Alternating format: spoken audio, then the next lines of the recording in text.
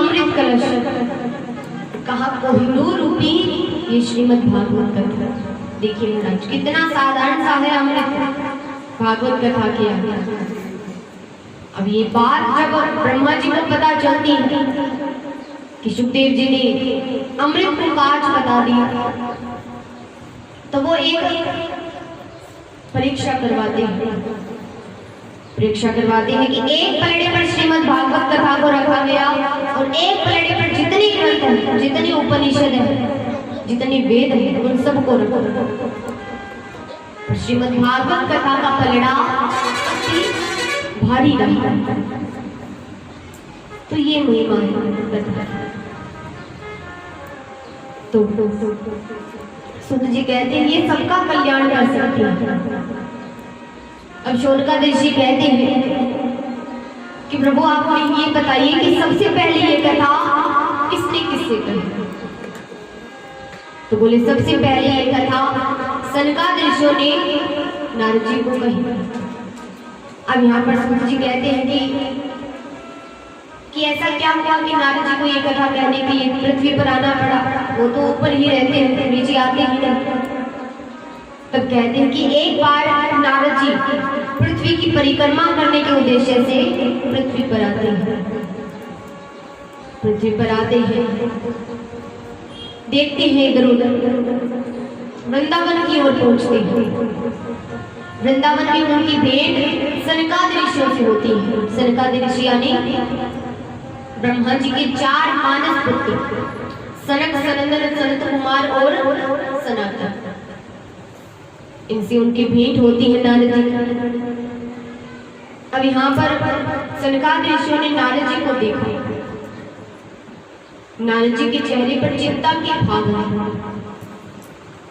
हमारा जो हर वक्त नारायण नारायण कहता हो, भगवान का नाम लेता हो, उसके चेहरे पर चिंता की भाव। उन्हें थोड़ा अच्छा नहीं लगा, तो उन्होंने नारद जी से पूछा कि क्या बात है, आप इतने चिंतित क्यों लग रहे हो। तब नारद जी कहते हैं कि मैं पृथ्वी की परिक्रमा करने के उद्देश्य से पृथ्वी पर आया, पर मैंने यहाँ क्या देखा कि सब कुछ उल्टा है। सब कुछ उल्टा हो रहा। जो समय राजा हरिश्चंद्र सती सावित्री के समय था, वो समय अब नहीं रहा। घर घर में कलह हो रही है, लड़ाइयां हो रही हैं, झगड़े हो रहे हैं, नारियों का अपमान हो रहा है, माता पिता को वृद्धाश्रम भेजा जा रहा है। और ये देखते देखते मैं वृंदावन की ओर गया और वहां मैंने क्या देखा कि यमुना नदी के तट के किनारे एक बड़ी सुंदर स्त्री सिंहासन पर बैठी है, मानो कोई देवी लग रही है। और उसके पास 2 वृद्ध पुरुष लेटे हुए हैं, जो ऊंची ऊंची सांसें ले रही है, मानो अंतिम सांसें ले रही है। तो मैं वहां से गुजरने लगा, तब उस देवी ने मुझसे कहा कि हे नारद मुनि, आपके दर्शन मात्र से जीव अपनी चिंताओं से मुक्त हो जाता है। आपसे प्रार्थना है कि आप मेरी सहायता कीजिए। तब नारद जी कहते, तब मैंने उनसे कहा कि क्या बात है, आप क्यों रुदन कर रही हो, क्यों रो रही हो। तब उन्होंने कहा कि मेरा नाम भक्ति है और ये जो 2 पुरुष जो मेरे पास लेटे हुए हैं, ये मेरे 2 पुत्र हैं, ज्ञान और वैराग्य। अब यहाँ नारद जी कहते हैं कि आप मुझे विस्तार से बताइए कि क्या बात है। तब भक्ति ने कहा कि मेरा जन्म द्रविड़ देश दक्षिण भारत में मेरा जन्म हुआ, कर्नाटक में मेरा परिपालन हुआ और वहां मैंने यौवन अवस्था प्राप्त की। पर गुजरात आते आते भक्ति वृद्ध बूढ़ी हो गई। तो भक्ति कहती है कि मैंने वृंदावन आकर मैंने तो अपनी यौवन अवस्था वापस प्राप्त कर ली, पर मेरे जो पुत्र हैं ये अभी भी वृद्ध हैं, इनके लिए आप कुछ कर। देखिए महाराज, गुजरात में उस समय बिल्कुल भी भक्ति नहीं थी। तो जो दक्षिण भारत के जो लोग थे वो भी ठाकुर जी की भक्ति करते, पूजा पाठ करते, तो वहां पर भक्ति ने जन्म लिया। और कर्नाटक के जो लोग हैं वो भी एकादशी का व्रत करते थे, निर्जला व्रत करते थे, तो इसीलिए वहां भक्ति की यौवन अवस्था प्राप्त। पर गुजरात में बिल्कुल भी भक्ति नहीं थी। देखिए, पानी का एक बूंद होता है ना, उसका 100वां हिस्सा उतनी भी नहीं थी। वहां के लोग अगर किसी को टीका लगाए हुए या तुलसी की माला पहने हुए देख लेते तो सारे कार्य छोड़कर उसके पीछे लग जाते कि ये बड़ा भक्त बन रहा है, सारी भक्ति इसी को लगी है, इसी काम से पार निकल।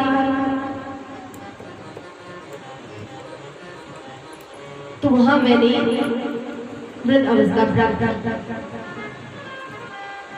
तो भक्ति कहती है अब आप इनके लिए कुछ करिए। अब देखिए महाराज, तुलसी की माला की महिमा कौन नहीं जानता। कोहिनूर का हीरा होता है ना, उसका पूरा एकदम सेट भी बना लो, गले का हार बना लो, तो ये मुक्ति होगी कि नहीं होगी ये कोई नहीं जानता। घर घर में कलह करवाना, जब तक वो 2 दिन घरों में झगड़ा ना करवा दे तब तक वो भोजन नहीं करते थे। लड़ाई करवाना यही उसका काम था। पर आत्मदेव खुश था, वो खुश था। वो कहता भगवान से कि प्रभु आपने मुझे ऐसी पत्नी दी है तभी तो दिन भर आप में लगा रहता हूँ। अच्छी पत्नी दी होती तो पूरा दिन इसके पीछे ही लगा रहता। पर आत्मदेव को एक चिंता सताती थी, उसकी कोई संतान नहीं थी, संतान नहीं थी। अब एक दिन आत्मदेव घर से बाहर निकलकर नदी के किनारे पर बैठे, नदी के तट पर बैठ जाता है। तभी वहां पर एक संत आते हैं, संत आते हैं। संत आत्मदेव को पूछते हैं कि क्या बात है, आप चिंतित लग रहे हैं। तो आत्मदेव ने कहा कि बाबा मेरी कोई संतान नहीं है, मेरी कोई संतान नहीं है। जीव जीता है, बच्चे होते हैं, बच्चों के लिए कमाता है, पर मैं किसके लिए जीऊं, मेरी कोई संतान नहीं। तब संत कहते हैं अरे इतना अच्छा जीवन मिला है, बार बार नहीं पाइए मनुष्य जन्म की मौज, इतना अच्छा तुम्हें जीवन मिला है, इसे ऐसे ही व्यर्थ गवा दोगे क्या। आत्मदेव कहते हैं अरे बाबा संतान नहीं होगी तो मेरी मुक्ति कैसे होगी, मोक्ष कैसे मिलेगा मुझे। संत कहते हैं तुम्हारे हिसाब से तो जिन माता पिताओं के संतान हैं उनकी मुक्ति हो चुकी। अरे इतना अच्छा जीवन मिला है, इसे ठाकुर जी की भक्ति में लगा दो, इनकी सेवा करो, हो गई मुक्ति। जब अपना कल्याण खुद कर सकते हो तो दूसरों पर क्यों निर्भर रहते हो। अब ऐसी बातें सुनकर आत्मदेव समझ आता है कि ये कोई साधारण संत नहीं है। आत्मदेव रोने लग जाते हैं, जोर जोर से चरणों में गिर जाते हैं कि आप बाबा मुझ पर दया करिए। महाराज ये जो संत होते हैं इनका हृदय बड़ा कोमल होता है, उन्हें दया आ जाती है, दया आ जाती है तो वो आत्मदेव को एक फल देते हैं कि ये लो, ये फल लो और इसे ले जाकर तुम अपनी पत्नी को खिला देना, बड़ा तेजस्वी पुत्र होगा तुम्हें, बड़ा अच्छा पुत्र होगा। आत्मदेव ने कहा ठीक है। अब जैसा संत ने कहा आत्मदेव उस फल को घर लेकर आते हैं, लेकर आके अपनी पत्नी धुंधली को दे देते हैं कि इस फल को खा लो तुम्हें संतान हो जाएगी। अब यहाँ पर धुंधली विचार करती है कि पता नहीं कहां से उठा कर लेकर आए हैं और इस फल को खाने से क्या हो जाए क्या पता, मैं तो इसे नहीं खा सकती। और चलो मान लेते हैं मैंने इस फल को खा लिया, मैं गर्भवती हो भी गई, पर 9 महीने तक ना कहीं जाना ना कहीं आना, घर पर ही रहना, मैं तो ये सब नहीं कर पाऊंगा। तभी वहां पर उसकी बहन का आना होता है, तो बहन आती है, धुंधली सारी बातें अपनी बहन को बताती है। बहन ने कहा, देखो तुम्हारे पास धन की कोई कमी नहीं है, मेरे पास संतान की कोई कमी नहीं है। मैं 1 महीने से गर्भ से हूँ, जैसे ही ये बालक होगा मैं तुम्हें दे दूंगी और इसके बदले तुम मुझे बहुत सारा धन दे देना। अपने पति से कहना कि जब तक संतान नहीं होगी तब तक मैं अपनी बहन के घर पर रहूंगी। भगवान ने बोला, ब्राह्मण था वो मान जाता है, उसने कहा ठीक है। यहाँ पर धुंधली अपनी बहन के साथ चली जाती है। उस फल को वो गौ माता की टोकरी में डाल देती है। गौ माता उस फल को खा लेती है। अब यहाँ पर महाराज 2 महीने पूरे होते हैं। इधर धुंधली भी पुत्र लेकर आती है अपनी बहन की आज्ञा। गौ माता को भी पुत्र होता है, संतान होता है। अजीब महाराज, मनुष्य शरीर का काय गाय के कान गाय जैसे। अब यहाँ पर महाराज कुछ दिनों के बाद दोनों बड़े होते हैं, नाम रखा जाता है। तो धुंधली से जो बालक हुआ उसका नाम रखा जाता है धुंधुकारी, और गौमाता से जो पुत्र होता है उसका नाम रखा जाता है गोकर्ण, अर्थात गाय के जैसे कान। धीरे धीरे दोनों बड़ी होती है। महाराज गोकर्ण जी तो बड़े अच्छे, विद्या में ध्यान लगाना, बड़ों का सम्मान करना, आदर करना, जितने गुण गोकर्ण जी में थे उतने ही अवगुण धुंधकारी में थे। कौन से अवगुण? मदिरा पान करना, चोरियां करना, गलत स्त्रियों के साथ संग करना, सारे अवगुण उसमें थे। अब यहाँ पर गोकर्ण जी ने आत्मदेव से कहा कि पिताश्री बहुत हो गए ये गृहस्थ जीवन, अब आप अपने जीवन को ठाकुर जी की भक्ति में लगा दीजिए, इनकी भक्ति करिए। आत्मदेव ने कहा ठीक है। आत्मदेव वन में चले जाते हैं ठाकुर जी की तपस्या करने के लिए। अब यहाँ पर महाराज गोकर्ण जी भी विद्या अर्जन के लिए गुरुकुल चले जाते हैं। अब पीछे से धुंधकारी अपनी माता से धन मांगता है, पर धन था नहीं, तो क्रोध में आकर उसने अपनी माता की ही हत्या कर दी, माता को ही मार दी। अब तो महाराज वो सारे गलत कार्य घर पर होने लगे, गलत स्त्रियों को घर पर रखा जाने लगा। उसके कहने पर राजा के खजाने से चोरी की। अब उन स्त्रियों ने विचार किया कि भाई राजा के खजाने से चोरी की, कभी ना कभी तो पकड़े ही जाना है और इसके चक्कर में हमें भी सजा होगी।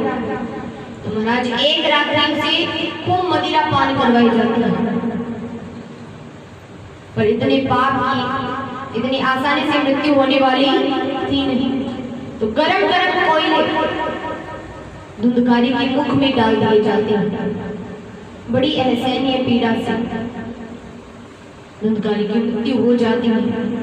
अब इतने पाप किए उसे मुक्ति तो मिलने वाली थी नहीं, तो प्रेत योनि प्राप्त होती है, प्रेत योनि प्राप्त होती है। इधर गोकर्ण जी को सबको पता चलता है, वो पिंडदान श्राद्ध इत्यादि सब कराते हैं। अब घर आते हैं, घर को पवित्र करते हैं। रात्रि के समय सोने जा रहे हैं, तभी किसी के रुदन करने की आवाज आती है, रोने की आवाज आती है। गोकर्ण जी कहते हैं जो कोई भी रो रहा है तुरंत सामने आए। अब यहाँ पर वो कहता है कि मैं और कोई नहीं, मैं तुम्हारा ही भाई हूँ धुंधकारी, मुझे प्रेत योनि प्राप्त हुई है। गोकर्ण जी ने कहा ऐसे कैसे हो सकता है, मैंने तो गया श्राद्ध सब करवाया, पिंडदान इत्यादि सब करवाया। तो धुंधकारी कहता है गया श्राद्ध सतेन अपि मुक्तिर्मेना भविष्य, कि मुझ जैसे पापी का एक बार तो क्या 100 बार भी अगर गया में श्राद्ध करवा दो तो मुक्ति मिलने वाली है नहीं, क्योंकि मैंने बहुत पाप किए हैं। अब यहाँ पर गोकर्ण जी धुंधकारी को कहता है ठीक है मैं कुछ करता हूँ तुम्हारे लिए। अब यहाँ पर सुबह सुबह गोकर्ण जी उठ जाती है, सूर्य नारायण भगवान का आना होता है, उन्हें रोकते हैं गोकर्ण जी, रुक जाते हैं, वो कहते हैं कि सारी बात बताते हैं कि मैं क्या करूं। तो सूर्य नारायण भगवान कहते हैं कि तुम श्रीमद् भागवत पर सप्ताह पारायण करना, इससे तुम्हारे भाई को मुक्ति मिल जाएगी।